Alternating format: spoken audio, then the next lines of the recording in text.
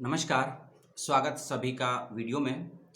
जैसा कि last video में आपसे बताया था, आपसे मैंने कुछ मांगे थे सवाल प्रवेश परीक्षा महात्मा गांधी अंतर्राष्ट्रीय हिंदी विश्वविद्यालय के संदर्भ में, और आपने अपने अच्छे से सवालों को मुझे भेजा। कुछ सवालों को सुनकर बेहद अच्छा लगा पढ़कर, और कुछ सवालों को सुनकर थोड़ा गुस्सा भी आया कि आपको बेसिक चीज़ें नहीं मालूम है। तो लगभग 175 सवाल आए हैं ईमेल, फेसबुक, यूट्यूब और मेरे पर्सनल व्हाट्सएप नंबर पर, और उन 175 में से बहुत ज़रूरी मैंने आपके लिए 25 से 30 सवालों को निकाला है, और आपके सारे विषय इसमें हो जाएंगे क्लियर। इसके बावजूद भी यदि आपको लगता है आपका कोई सवाल है जिनका जवाब मैंने नहीं दिया है इस वीडियो में, तो आप अपने सवालों को इस वीडियो के कमेंट बॉक्स में कर सकते हैं। लेकिन कोशिश करिएगा कि अपने सवालों को जो भी है आप इस वीडियो में ही लिख दीजिएगा, क्योंकि कल से होने वाली है प्रवेश परीक्षा सुबह 9:30 बजे से। तो मेरा फ़ोन भी बिजी रहेगा, क्योंकि मेरी भी प्रवेश परीक्षा है, आप भी जानते हैं। तो आपने सवाल आप जो भी है भेज दीजिएगा आज रात्रि, यानी कि 9 अक्टूबर रात्रि 12 बजे तक, ताकि मैं आपको आपके सवालों के जवाब और दे सकूं। अब शुरू करते हैं आपके सवाल जो आए थे महात्मा गांधी अंतर्राष्ट्रीय हिंदी विश्वविद्यालय की प्रवेश परीक्षा, जो कि हो रही है 10, 11, 12 अक्टूबर 2021 को। और हर दिन आपकी प्रवेश परीक्षा 3 शिफ्ट में ली जाएगी। शिफ्ट के बारे में आपको अच्छे से मालूम है, सुबह 9:30 से लेकर 11 बजे की शिफ्ट है, दोपहर 1 बजे से लेकर 2:30 बजे की शिफ्ट है, और शाम को 4:30 बजे से लेकर 6 बजे की शिफ्ट है। ठीक, तो हो सकता है आपका सवाल मैंने पिक किया हो, और हो सकता है नहीं भी किया हो। तो शुरू करते हैं आपके सवालों का सिलसिला। पहला सवाल, सिलेबस पेपर 1 और पेपर 2 का क्या रहेगा। विश्वविद्यालय ने अपनी वेबसाइट पर पेपर 1 का सिलेबस डाला हुआ है।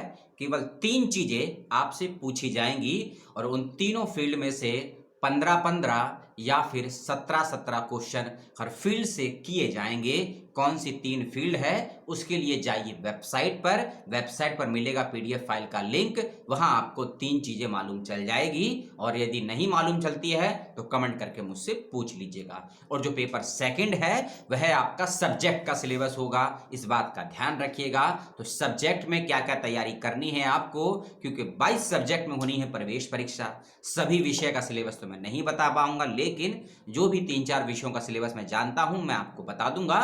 तो आप मुझे पर्सनली कॉल कर सकते हैं, ईमेल कर सकते हैं। आपके मन में सवाल आएगा कि मेरा ईमेल आईडी कॉल क्या है, तो उसके लिए आपको लेनी होगी चैनल की मेंबरशिप, और चैनल की मेंबरशिप लीजिए, मुझे आप कॉल करिए, मेल करिए, और जान लीजिए विषय का सिलेबस क्या रहेगा पेपर सेकंड का।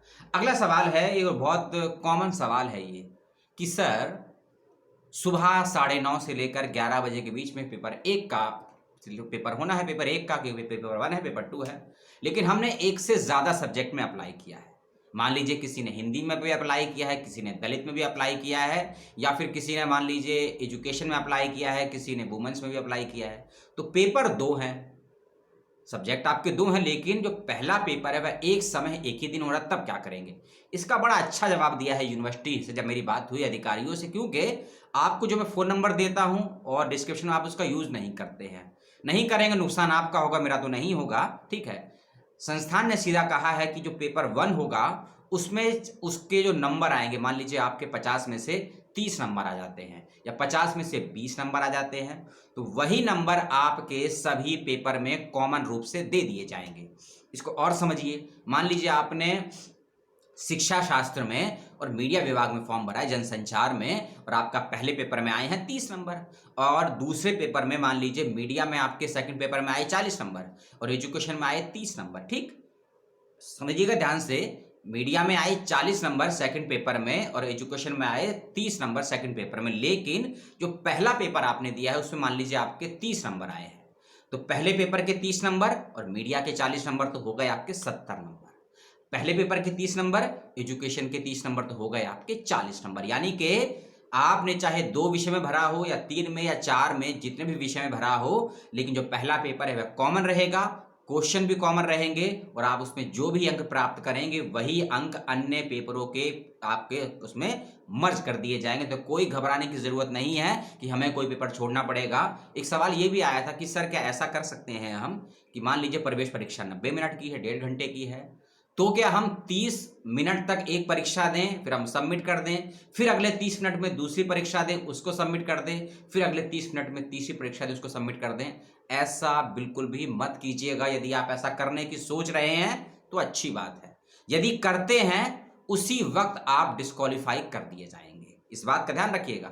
ये तो वही हो गया ना कि मेरा फेवरेट मित्र है, मेरे आए हैं 100 में से 80 नंबर और मेरे मित्र के आए हैं 100 में से 30 नंबर।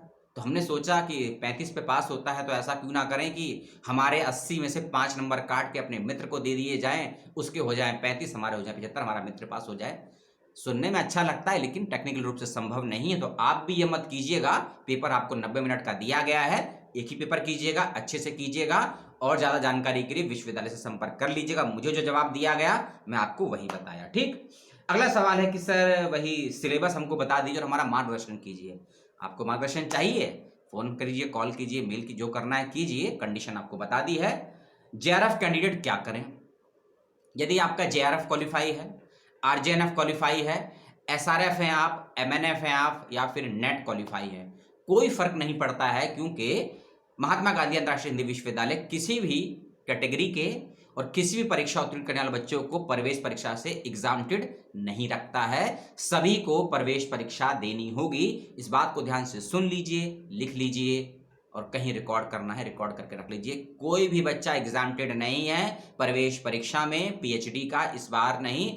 जब भी प्रवेश परीक्षा हो रही है 2015, 16, 17, 18, 19, एग्जाम्प्टेड नहीं किया जाता है प्रवेश परीक्षा से इस विश्वविद्यालय में। इस बात का ध्यान रखिएगा। ठीक, एग्जाम कब होगा? जिसने भी सवाल किया बड़ा अच्छा सवाल है, एग्जाम कब होगा? या हो सकता है इस विद्यार्थी ने वेबसाइट को नहीं देखा होगा, अपना ईमेल आईडी नहीं देखा होगा, या हो सकता है मित्र से संपर्क में नहीं रहे होंगे, तो ये सवाल उन्होंने किया। 10, 11, 12 अक्टूबर को प्रवेश परीक्षा आपकी रखी गई है। शेड्यूल वेबसाइट पर मौजूद है और शेड्यूल का पीडीएफ फाइल का लिंक इसी वीडियो के डिस्क्रिप्शन में भी आपको मिल जाएगा। एक सवाल और आया कि सर लैपटॉप से सॉफ्टवेयर में, लैपटॉप के अंदर सॉफ्टवेयर को काम करने में दिक्कत हो रही है। कोई दिक्कत नहीं है, एक पीडीएफ फाइल का लिंक मैं आपको दे दूंगा। ठीक, उसके अंदर 2 सॉफ्टवेयर के लिंक हो गए। एक सॉफ्टवेयर का लिंक होगा जो आपके लैपटॉप में और डेस्कटॉप में वर्क करेगा, और एक सॉफ्टवेयर का लिंक उसी में होगा जो आपके स्मार्टफोन में वर्क करेगा। ठीक, दोनों सॉफ्टवेयर को पहले डाउनलोड कीजिए, उसके बाद इंस्टॉल कीजिए, और इंस्टॉल करने में या डाउनलोड होने में कोई दिक्कत हो रही है तो टेक्निकल टीम का नंबर दिया है, 3 फोन नंबर है, उनसे संपर्क कीजिए। फोन लगे ना लगे, वो लोग ना उठाएं, ये विश्वविद्यालय का आपका प्रॉब्लम है। मेरा काम है आपको सूचनाएं देना। सूचनाएं गलत सही है उसके लिए विश्वविद्यालय को पकड़िएगा। और हाँ, फोन में सॉफ्टवेयर का अलग लिंक है, अलग काम करेगा। और ऐसा मत करिएगा कि आपने सॉफ्टवेयर डाउनलोड कर लिया फोन के लिए और इंस्टॉल कर रहे हैं लैपटॉप पीसी में। आप मूर्ख हैं और बेवकूफ हैं। जो सॉफ्टवेयर फोन का है फोन में इंस्टॉल कीजिएगा, जो लैपटॉप का है लैपटॉप में इंस्टॉल कीजिएगा। ठीक, यदि आपको कोई मुझसे पर्सनली हेल्प चाहिए तो आपको अपनी स्क्रीन रिकॉर्ड करके भेजना होगा कि आपके सॉफ्टवेयर में काम नहीं कर रहा है या इंस्टॉल नहीं हो रहा है, क्या दिक्कत है। आप मुझे एक वीडियो बनाकर भेजिए छोटा सा, फिर मैं आपको समझा पाऊंगा कि दिक्कत क्या हो रही है। आपको इंस्टॉल करने में दिक्कत है, या आपके सॉफ्टवेयर में दिक्कत है, या आपके विंडो का दिक्कत है, या आपके सिस्टम में कोई सॉफ्टवेयर का एरर है जिस वजह से वह इंस्टॉल नहीं हो रहा है, या कोई टेक्निकल इश्यू है। आपको मुझे डिटेल में समझाना होगा, बताना होगा। ठीक, एक सवाल और आया कि सर फोन से मॉक टेस्ट दिया है तो क्या करें? कोई दिक्कत नहीं है। यदि आपने या किसी ने भी यदि फोन से मॉक टेस्ट दिया है या लैपटॉप या पीसी से मॉक टेस्ट दिया है, कोई फर्क नहीं पड़ता है। फर्क केवल इस बात से पड़ता है यदि आपने मॉक टेस्ट अपना फोन से दिया है तो एंट्रेंस एग्जामिनेशन भी फोन से ही दीजिएगा। यदि लैपटॉप से दिया है तो एंट्रेंस भी लैपटॉप से दीजिएगा। एक बात मैं इंक्लूड कर देता हूं, ये सवाल नहीं था, ये मेरा सुझाव है कि आपने मान लीजिए अपने फोन से मॉक टेस्ट दिया है, लेकिन एग्जाम के दिन आपको लगता है कि आपका फोन आपके पास नहीं है या फोन में दिक्कत है, उस कंडीशन में यदि आप किसी दूसरे फोन का यूज करते हैं, मान लीजिए अपने भाई का, अपनी बहन का, अपने गर्लफ्रेंड का, बॉयफ्रेंड का, माताजी का, पिताजी का, उस कंडीशन में आप डिस्क्वालीफाई हो सकते हैं। ठीक, इसको और समझिए। आपने यदि अपने लैपटॉप से मॉक टेस्ट दिया है और एग्जाम के दिन आप किसी और का लैपटॉप यूज करते हैं या किसी कैफे में जाके दूसरे सिस्टम का यूज करते हैं, उस कंडीशन में आप डिस्क्वालीफाई कर दिए जाएंगे। यानी कि जिस डिवाइस से आपने अपना मॉक टेस्ट दिया है उसी डिवाइस से आपको अपनी प्रवेश परीक्षा भी देनी होगी। इस बात का ध्यान रखिएगा। विशेष रूप से अगले सवाल पर चलते हैं कि पेपर 1 के टॉपिक बता दीजिए। 3 टॉपिक है, मैं फिर से आपको बताऊं, सवाल रिपीट आया है। रिसर्च मैथोलॉजी, रीजनिंग, हिंदी भाषा दक्षता। रिसर्च मेथोलॉजी, रीजनिंग, रीजनिंग के 2 पार्ट रहेंगे, हिंदी भाषा दक्षता इसके 3 पार्ट रहेंगे। तीनों पार्ट्स की डिटेल क्या है एक अगला वीडियो बनाऊंगा। आज की ही डेट में पेपर 1 कर डिटेल में सिलेबस पे बहस करेंगे, चर्चा करेंगे और आपके सवाल वो भेज दीजिएगा। आज की डेट में 3 बजे से पहले आपको वो भी वीडियो मिल जाएगा 3 PM 9 अक्टूबर के दिन। इस बात का ध्यान रखिएगा, उस पर करेंगे डिटेल में चर्चा। एक सवाल और आया कि सर हमारा, यार आप लोग सर काहे बोलते हैं? मेरा नाम लीजिए, कुछ भी बोलिए, मुझे सर मत बोलिएगा, सर और भाई मत बोलिएगा। मुझे परेशानी होती है इन 2 शब्दों से, सर से और भाई कहने से। अपना नाम लीजिए, अच्छा नाम है दशकंठी, क्या दिक्कत है? ठीक। और कोई संबंध बनाना है तो उसकी सोचिएगा मत कि हमने पेपर मॉक टेस्ट नहीं दिया तो क्या करें। यदि मॉक टेस्ट नहीं दिया है तो आप प्रवेश परीक्षा देंगे या नहीं देंगे, और यदि देंगे तो आप क्वालिफाई यदि होते हैं और आपको इंटरव्यू का मौका मिलता है नहीं मिलता, ये सारे फैसले यूनिवर्सिटी के हाथ में हैं। क्योंकि नोटिफिकेशन में साफ साफ लिखा हुआ था, मैंने बताया भी था कि मॉक टेस्ट देना मैंडेटरी है। इसका मतलब होता है जरूरी है, सभी के लिए जरूरी है। एक सवाल नहीं पूछा गया, मैं इंक्लूड कर देता हूं इसी सवाल को जोड़ते हुए। मान लीजिए किसी ने 1 सब्जेक्ट, 2 सब्जेक्ट या 3 सब्जेक्ट में अप्लाई किया है, तो उस बच्चे को कितने मॉक टेस्ट देने थे? यदि आपने 1 या 1 से अधिक विषयों में अप्लाई किया है तो आपको सभी विषयों का अलग अलग मॉक टेस्ट देना था। आपने यदि हिंदी में किया है अप्लाई, और संस्कृत में किया है अप्लाई, और नाट्य शास्त्र में किया है अप्लाई, तो आपको तीनों सब्जेक्ट के अलग अलग रोल नंबर डाल के डेट ऑफ बर्थ के मॉक टेस्ट देने थे। लेकिन यदि आपने ये सोचा कि एक ही मॉक टेस्ट देते हैं काम चल जाएगा, यदि आपने ऐसा किया है तो आपकी पूरी संभावनाएं हैं कि आप डिस्क्वालीफाई कर दिए जाएं। और आरटीआई से यदि आप जवाब मांगेंगे कि सर हमारे प्रवेश परीक्षा अच्छी गई और आपने हमें फिर भी डिस्क्वालीफाई कर दिया, नहीं बुलाया गया, तो आपको डिटेल में वहां से जवाब दे दिया जाएगा। आरटीआई फाइल कर दीजिएगा, 10 रुपए का खर्चा आएगा। ठीक। अब ये आपकी समस्या है, आपकी प्रॉब्लम है। एक सवाल और आया, अभी तो सवाल बहुत सारे हैं, अभी तो आधे सवाल भी नहीं हुए, वीडियो लंबा जाएगा, आधे घंटे का वीडियो जाएगा। ध्यान से, क्योंकि मैं न्यूज़ नहीं पढ़ रहा हूं, कोई आपके सवाल है उनके समाधान देने की कोशिश कर रहा हूं। एक सवाल और आया कि सर अरे यार ये काशी विद्यापीठ नहीं है बच्चों, ये महात्मा गांधी विश्वविद्यालय है। किसने लिख दिया है? MGKV, यानी कि महात्मा गांधी काशी विद्यापीठ, ये उसका नहीं है, हिंदी विश्वविद्यालय का। ठीक है, कि हमको पता नहीं चला कि मॉक टेस्ट कब देना है। फिर वही बात हो गई, जैसे किसी बच्चे ने पूछा कि एग्जाम कब होना है, तो ये पूछ रही हैं, महिला है, कोई लड़की है, बहन है मेरी, मुंह बोली, ऐसे समझ लीजिए कि एग्जाम के बारे में हमको पता नहीं लगा कि मॉक टेस्ट कब होना है। नोटिफिकेशन साफ साफ वेबसाइट पे है। मेरे अलावा भतेरो यूट्यूबर ने वीडियो बनाया होगा, आपके कई मित्रों ने भरा होगा, या अपने मित्रों के संपर्क में नहीं हैं आप, या वेबसाइट के संपर्क में नहीं हैं, या आप यूट्यूब पे की कोई और वीडियो देखती नहीं है संबंध में, तो आपकी गलती है, विश्वविद्यालय गलती नहीं है। विश्वविद्यालय ने हफ्ते भर पहले सारी जानकारी दे दी है वेबसाइट पर, यह आपकी गलती है। और इसी गलती कारण यदि आपका मॉक टेस्ट छूट गया है तो विश्वविद्यालय और मैं और यूट्यूबर कोई कुछ नहीं कर सकता है। एग्जाम देने का मौका मिलेगा नहीं मिलेगा, इसके लिए आप विश्वविद्यालय से संपर्क कर लीजिएगा हेल्पलाइन नंबरों से, इस बात का ध्यान रखिएगा। एक सवाल और आया कि सर नेट वालों को क्या करना पड़ेगा? वही देखिए, चाहे आपका नेट क्वालिफाई है, चाहे गेट क्वालिफाई है, चाहे सेट क्वालिफाई है, चाहे सिलेक्ट क्वालिफाई है, चाहे JRF है आपका, कोई फर्क नहीं पड़ता है, प्रवेश परीक्षा देनी होगी। किसी प्रकार का एग्जाम्शन किसी विद्यार्थी को नहीं प्राप्त हुआ है, इस बात का ध्यान रखिएगा। ठीक। एक सवाल और आया कि सर क्या पेपर 1 और पेपर 2? जी नहीं, पेपर 1 और पेपर 2 एक साथ नहीं होंगे। चाहे आपका पेपर, मान लीजिए 10 अक्टूबर को आपका पेपर है, क्योंकि 10 अक्टूबर को कुछ विषयों के पेपर हैं PhD के, जैसे कि 10 अक्टूबर को नाट्य कला का पेपर है, 10 अक्टूबर को दर्शन शास्त्र का पेपर है, 10 अक्टूबर को ही प्रवासन है, डायस्पोरा का भी पेपर है, और 10 अक्टूबर को इन्फॉर्मेटिव एंड लिंग्विस्टिक इंजीनियरिंग का पेपर है। ये बच्चे भी ध्यान दें कि इनकी प्रवेश परीक्षा पेपर 2 की 1 बजे रखी गई है और पेपर 1 की सुबह 9:30 बजे, यानी कि दोनों पेपर के बीच में एक गैप है। ऐसा नहीं होगा कि पेपर 1 खत्म होने के कुछ ही मिनटों के बाद पेपर 2 हो जाए, ऐसा बिल्कुल भी नहीं है। अलग अलग टाइम दिया गया है, टाइम के अंदर अच्छा गैप है, 2 से 1.5 घंटे का गैप है, कोई दिक्कत आपको नहीं आएगी। तो बेफिक्र रहिए कि पेपर एक समय पर है, नहीं, अलग अलग है, कोई दिक्कत नहीं है। एक सवाल और इसमें पूछा गया कि सर फर्स्ट पेपर में टीचिंग एप्टीट्यूड आएगा कि नहीं? पेपर 1 में टीचिंग एप्टीट्यूड नहीं आएगा, सिलेबस में तो नहीं जिक्र है। सिलेबस में जिक्र है रिसर्च मेथोलॉजी का, रीजनिंग का, और हिंदी भाषा दक्षता, जिसे प्रोफिशिएंसी इन हिंदी बोलते हैं। टीचिंग एप्टीट्यूड या फिर रिसर्च एप्टीट्यूड टीचिंग एप्टीट्यूड या रिसर्च एप्टीट्यूड, इन दोनों वर्ड्स का सिलेबस में कोई जिक्र नहीं है। और यदि अलग से विश्वविद्यालय ने कोई प्रयोग करके क्वेश्चन कर लिया तो उसकी जिम्मेदारी मैं तो नहीं ले सकता हूं, क्योंकि सिलेबस में इस शब्द का प्रयोग नहीं है, टीचिंग एप्टीट्यूड और रिसर्च एप्टीट्यूड। हाँ, रिसर्च मेथोलॉजी का जिक्र जरूर है, और रिसर्च मेथोलॉजी के अंतर्गत एक छोटा सा नहीं, बहुत एक महत्वपूर्ण पार्ट जरूर है टीचिंग एप्टीट्यूड और रिसर्च एप्टीट्यूड, रिसर्च मेथोलॉजी के अंतर्गत ही आता है कई विश्वविद्यालयों की प्रवेश परीक्षाओं में। तो यदि उसी को मद्देनजर रखते हैं तो सवाल हो सकते हैं, लेकिन होंगे ही इसकी गारंटी मैं नहीं ले सकता हूं। सर 29 सितंबर को बीएड की प्रवेश परीक्षा हुई थी, उसका रिजल्ट कब आएगा?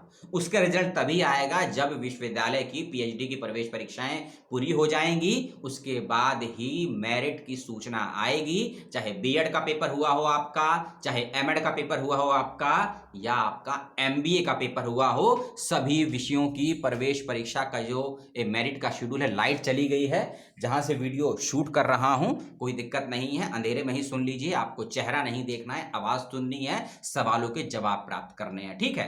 तो इस बात का ध्यान रखिएगा, सभी की जो मेरिट है बीएड एमएड एमबीए की लगभग मान के चलिए 12 से 15 अक्टूबर के बाद आनी शुरू हो जाएगी, बेफिक्र रहिए, ठीक। एक सवाल और आया कि सर क्या प्रवेश परीक्षा में नेगेटिव मार्किंग है? जी नहीं, किसी प्रकार की नेगेटिव मार्किंग नहीं रखी गई है प्रवेश परीक्षा में, चाहे पेपर 1 हो आपका, चाहे आपका पेपर 2 हो, किसी प्रकार की नेगेटिव मार्किंग नहीं रखी गई है प्रवेश परीक्षा में, इस बात का ध्यान रखिएगा। इसीलिए किसी भी क्वेश्चन को छोड़िएगा मत, क्वेश्चन को अटेम्प्ट करिएगा, इस बात का ध्यान रखिएगा। एक सवाल और आया कि सर पेपर कहां से देना है? बच्चों, मेरे साथियों, मेरे भाइयों, मेरे बहनों, पेपर आप कहीं से भी दे सकते हैं, चाहे किसी कैफे में जाके पेपर दीजिए, चाहे अपने घर से पेपर दीजिए, गार्डन में पेपर दीजिए, पार्क में बैठ के दीजिए, छत पे बैठकर दीजिए, सोते हुए दीजिए, खड़े होकर दीजिए, चलते हुए दीजिए, बस ध्यान रखिएगा जहां से भी आप पेपर दें, आसपास किसी की आवाज आपके अलावा आपके डिवाइस में नहीं सुनाई देनी चाहिए। अगर आप पेपर दे रहे हैं तो उसके अंदर यदि आपकी आवाज जाती है तो कोई दिक्कत नहीं है, लेकिन एग्जाम देते वक्त आपके डिवाइस, चाहे लैपटॉप है, चाहे फोन है, चाहे स्मार्टफोन है, चाहे डेस्कटॉप है, चाहे टैबलेट यानी कि टैब है, उसके डिवाइस के माइक में यदि आपके अलावा किसी और की आवाज आती है तो आपको डिस्क्वालीफाई कर दिया जाएगा ऑन द स्पॉट, एक वार्निंग मैसेज आ जाएगा।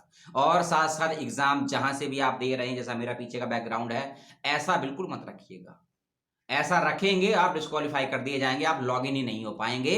इसीलिए पीछे कोई व्हाइट चादर लगा लीजिएगा, या व्हाइट चार्ट पेपर लगा लीजिएगा, या कोई दीवार है प्लेन व्हाइट रंग की, वो लगा लीजिएगा, आप एग्जाम दे सकते हैं। आप जिस भी बैकग्राउंड से सवाल जवाब एग्जाम देंगे, पीछे कुछ भी लिखा हुआ नहीं होना चाहिए, चिपका हुआ नहीं होना चाहिए, कोई फोटो कोई चार्ट नहीं होना चाहिए, इसकी सख्त पाबंदी है, मनाही है, अवैधता है, तो आप इसका ध्यान रखिएगा, ठीक।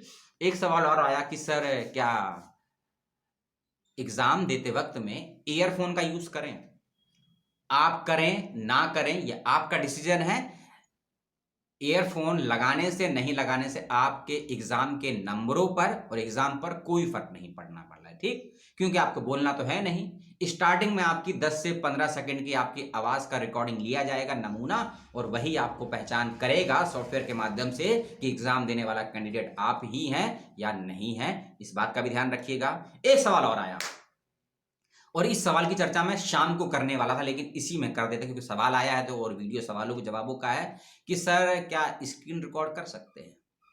2020-21 में जब प्रवेश परीक्षा हुई थी, मैंने ही आरटीआई फाइल किया था विश्वविद्यालय में कि जो बच्चे डिस्क्वालीफाई हुए हैं उनका रीजन किया है, तो 80 बच्चों की लिस्ट मुझे दी गई थी विश्वविद्यालय के द्वारा, और बताया गया था इनको डिस्क्वालीफाई क्यों किया गया है, और उन 80 में से 18 बच्चे ऐसे मुझे मिले जिन्होंने स्क्रीन रिकॉर्डिंग की थी पेपर देते वक्त में।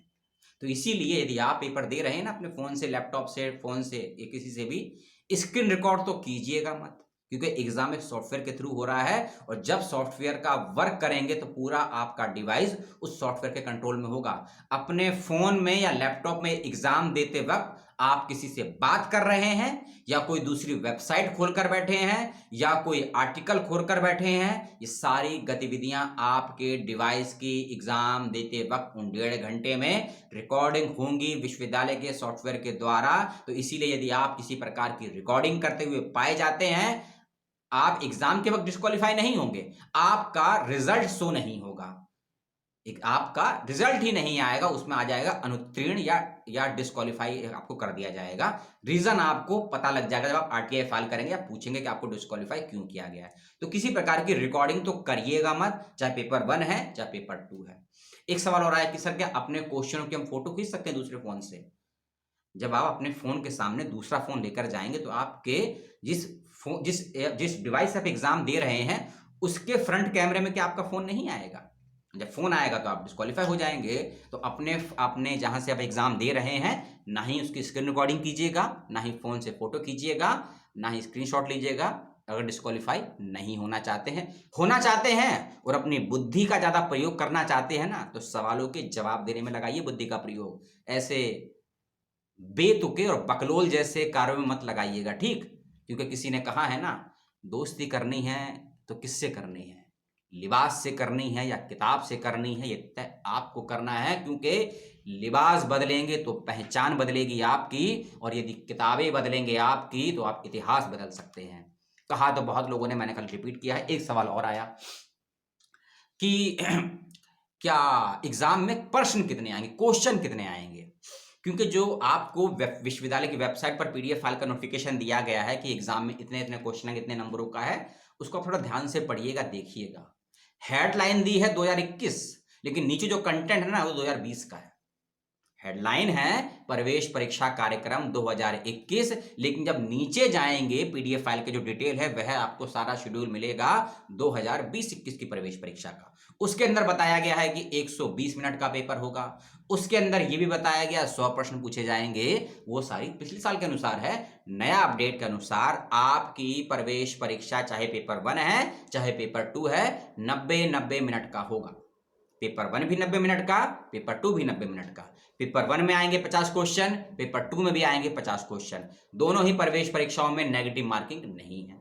एक सवाल और आया था, मेरिट कितनी जाएगी? आप मेरिट से पहले ये पूछिए सवाल कि प्रवेश परीक्षा पास करने के लिए कितने नंबर होने चाहिए कि जिनके आधार पर हम साक्षात्कार या इंटरव्यू में पहुंचेंगे। तो पहले पेपर में 50% नंबर और दूसरे में 50% नंबर यदि आप लाते हैं तो ही आप क्वालिफाई माने जाएंगे और तभी आप साक्षात्कार के लिए बुलाए जाएंगे। और यदि आप कैटेगरी में आते हैं तो 45%। इसको और थोड़ा डीपली समझ लीजिए। मान लीजिए 50 में से आपके 25 नंबर आते हैं तो आपके 50% आ गए, ठीक? और सेकंड पेपर में आपके 50 में से 20 क्वेश्चन ठीक है तो आपके लगभग 45% आ गए, लेकिन क्वालिफाई नहीं होंगे आप। क्योंकि पेपर 1 में क्वालिफाई होना और पेपर 2 में क्वालिफाई होने के बाद ही आप इंटरव्यू के लिए बुलाए जाएंगे। यदि आप मान लीजिए पेपर 1 में क्वालिफाई हो गए, दूसरे में नहीं हो पाए, इंटरव्यू के लिए नहीं बुलाए जाएंगे, मेरिट में नहीं आएंगे, आप उत्तीर्ण नहीं माने जाएंगे। इसीलिए पेपर 1 और पेपर 2 दोनों में क्वालिफाई होने वाले विद्यार्थियों को ही, चाहे बॉयज हो चाहे गर्ल्स हो चाहे ट्रांसजेंडर हो चाहे पीएच बच्चे हो, ध्यान रखिएगा, तभी आपको बुलाया जाएगा इंटरव्यू के लिए मेरिट के आधार पर, यदि आप दोनों पेपरों में क्वालिफाई होंगे। यदि आपके पहले परीक्षा में या दूसरी परीक्षा में 25-25 नंबर नहीं है, यानी 50% नंबर नहीं, तो आप क्वालिफाई नहीं माने जाएंगे, नहीं समझे जाएंगे, ठीक? एक सवाल और आया कि सर हमने भरा है लैंग्वेज से फॉर्म, तो लैंग्वेज के एग्जाम की भाषा क्या रहेगी? बहुत अच्छा सवाल है। देखिए ये हिंदी विश्वविद्यालय है और यहाँ जितनी भी लैंग्वेज होती है, खासकर विदेशी लैंग्वेज जैसे कि स्पेनिश हुआ, जर्मन हुआ, चाइनीज हुआ, तो आपने जिस भी लैंग्वेज के लिए फॉर्म भरा है और दी विदेशी भाषा है। संस्कृत का पेपर संस्कृत में आएगा, इस बात का ध्यान रखिएगा। हिंदी का पेपर हिंदी में आएगा, ठीक? बुद्धिस्ट की भाषा वैसे तो पाली होती है, लेकिन उसका पेपर भी हिंदी में आएगा। लेकिन यदि आपने फ्रेंच, जर्मन, चाइनीज, स्पेनिश की भाषाओं में पेपर भरा है ना, तो आपके प्रवेश परीक्षा की भाषा वही होगी जिसमें आपने पेपर भरा है सेकंड वाला। यदि आपने स्पेनिश में भरा है तो आपकी भाषा रहेगी स्पेनिश, पेपर सेकंड की। यदि आपने चाइनीज में भरा है तो सेकंड पेपर की भाषा रहेगी चाइनीज। याद रखिएगा इस बात का कि यदि आपने चाइनीज से या चीनी से पीएचडी भरा है तो सेकंड पेपर की भाषा चीनी रहेगी, लेकिन पेपर 1 की भाषा हिंदी ही रहेगी। इसीलिए भाषा को लेकर, नहीं तो आपके मन में सवाल उठेगा कि हम तो भरे हैं चीनी से और हमने इंडिया से ही करा है एमए चाइनीज, लेकिन चाइना से नहीं करा है। कोई फर्क नहीं पड़ता है, पेपर का माध्यम चाइनीज रहेगा, पीएचडी इन चाइनीज में। और यदि स्पेनिश से भरा है तो स्पेनिश रहेगी पेपर सेकंड की भाषा, इस बात का ध्यान रखिएगा। बाकी जितने भी पेपर हैं, चाहे कम्युनिकेशन है, मैनेजमेंट है, यानी कि डायस्पोरा है, साहित्य है, हिस्ट्री है, सोशियोलॉजी है और एंथ्रोपोलॉजी है, बुद्धिस्ट है, गांधीयन स्टडी है, वुमेन स्टडी है। 22 सब्जेक्ट हैं, किस किस के नाम लूं? बाकी सभी की प्रवेश परीक्षाएं हिंदी माध्यम में होंगी, इस बात का ध्यान रखिएगा। और भाषा एक ही रहेगी पेपर में, बाइलिंगुअल का ऑप्शन नहीं है पेपर में कि आपने हिंदी में कर लिया, इंग्लिश में कर लिया। ओनली फॉर हिंदी माध्यम में पेपर होगा। इंग्लिश से तो पीएचडी आया नहीं है, मराठी से भी नहीं आया है, संस्कृत से आया है। संस्कृत का पेपर सेकंड संस्कृत में रहेगा और संस्कृत का पहला पेपर हिंदी में रहेगा। ठीक, यानी कि पेपर 1 किसी भी सब्जेक्ट का हो हिंदी माध्यम में रहेगा और लैंग्वेज विदेशी लैंग्वेज को छोड़कर उनका सेकंड पेपर उनकी भाषाओं में, और यदि दूसरा विषय तो आपका अपनी भाषा में आएगा। 25 मिनट हो चुके हैं वीडियो में और आपके जो सवाल मुझे मिले उनके जवाब मैंने देने का पूरा प्रयास किया। इसके बावजूद भी आपको लगता है कोई सवाल आपका है जो मुझे मैंने जवाब नहीं दिया है या जवाब देना चाहिए, तो कमेंट बॉक्स में अपने सवाल को पुनः आप लिख दीजिएगा, आपको जवाब मिल जाएगा कमेंट बॉक्स में दिए गए सवालों का। और 3 बजे का वीडियो देख लीजिएगा। पेपर 1 पे डिटेल में करेंगे बातचीत, क्या पूछेगा मैथोलॉजी में संभावित, क्योंकि कुछ शिक्षकों से बात हुई फोन से, कुछ से ईमेल से बात हुई, और 1-1.5 साल से हूँ यूट्यूब पे तो सैकड़ों शोधार्थियों से बात हुई कुछ पिछले महीनों में इस प्रवेश परीक्षा के लिए, क्योंकि मेरा संबंध वर्तमान में इसी विश्वविद्यालय से है। मैं यहाँ का छोटा सा एक विद्यार्थी हूँ, इसलिए थोड़ा ज़्यादा वीडियो बनाया है, डिटेल में बताया है, क्योंकि 2-3 सालों से मेरा अच्छा संबंध है विश्वविद्यालयों में थोड़े मोटे विद्यार्थियों से। तो उसी के आधार पर पेपर 1 की बात करेंगे और पेपर 2 की भी बात करेंगे उसके बाद के वीडियो में। यानी कि आज आपको 4-5 वीडियो मिलने वाले हैं, क्योंकि कल से आपकी प्रवेश परीक्षाएं हैं, कल से मैं भी बिजी रहूंगा, आप भी बिजी रहेंगे, तो जितना हो सकेगा उतनी संभव आपकी हेल्प करने की कोशिश करेंगे। और मेरे लिए कोई सुझाव हो आपके पास तो ज़रूर दीजिएगा, मुझसे कोई शिकायत हो तो वह भी दीजिएगा। मेरे लिए कोई जानकारी है यदि आपके पास जिस पे आप चाहते हैं कि मैं वीडियो बनाऊं, उसको भी दीजिएगा। जैसे किसी ने मुझे गोरखपुर की इन्फॉर्मेशन दी विश्वविद्यालय की, किसी ने मुझे मुंबई की इन्फॉर्मेशन दी, किसी ने मुझे सिक्किम की इन्फॉर्मेशन दी, और एक हमारे मित्र हैं अनूप भाई वर्धाई से हैं, वो भी उन्होंने बहुत अच्छी इन्फॉर्मेशन देते हैं। और उन्हीं की इन्फॉर्मेशन के आधार पर लगभग 7 से 8 वीडियो आपको प्राप्त हुए हैं पिछले 3 महीनों में, तो उनका बहुत बहुत धन्यवाद। और जो भी विद्यार्थी मुझे इन्फॉर्मेशन देते हैं उनका नाम मैं जरूर लेता हूं, तो आप भी अपना नाम चाहते हैं कि मैं लूं तो इन्फॉर्मेशन शेयर कीजिए और कोशिश करिए आप भी अपना यूट्यूब चैनल क्रिएट कीजिए, क्योंकि सभी जानकारी यूट्यूबर नहीं दे सकता है, इसलिए जिम्मेदारी आप भी लीजिए। चाहे यूट्यूब पर वीडियो शेयर कीजिए, ब्लॉग बनाइए, फेसबुक पर बनाइए, जानकारियां शेयर करना सीखिए, क्योंकि सही समय पर सही जानकारी मिलना जरूरी है। और हाँ, यदि आपने सागर में किया है अप्लाई और सिक्किम में किया है अप्लाई, तो सागर विश्वविद्यालय का प्रवेश परीक्षा की डेट चेंज हो गई है और सिक्किम विश्वविद्यालय के पीएचडी के एंट्रेंस की डेट आ गई है। दोनों के लिए अलग अलग वीडियो बनाया है, उसको भी जाके देख लीजिएगा। लेता हूं विदा, आधा घंटा हो गया है क्योंकि गेट मेरा बंद है, कुछ लोग गेट पे नॉक नॉक कर रहे हैं, उनसे करना है संवाद, क्या समस्या है। मिलता हूं आपसे कुछ घंटों के बाद पुनः 9 अक्टूबर को 3 बजे का वीडियो देख लीजिएगा। और जय हिंद, जय भारत, टेक केयर, सलाम। संविधान का ख्याल रखिएगा और सामाजिक दूरी का तो बहुत ख्याल रखिएगा। बहुत बहुत धन्यवाद।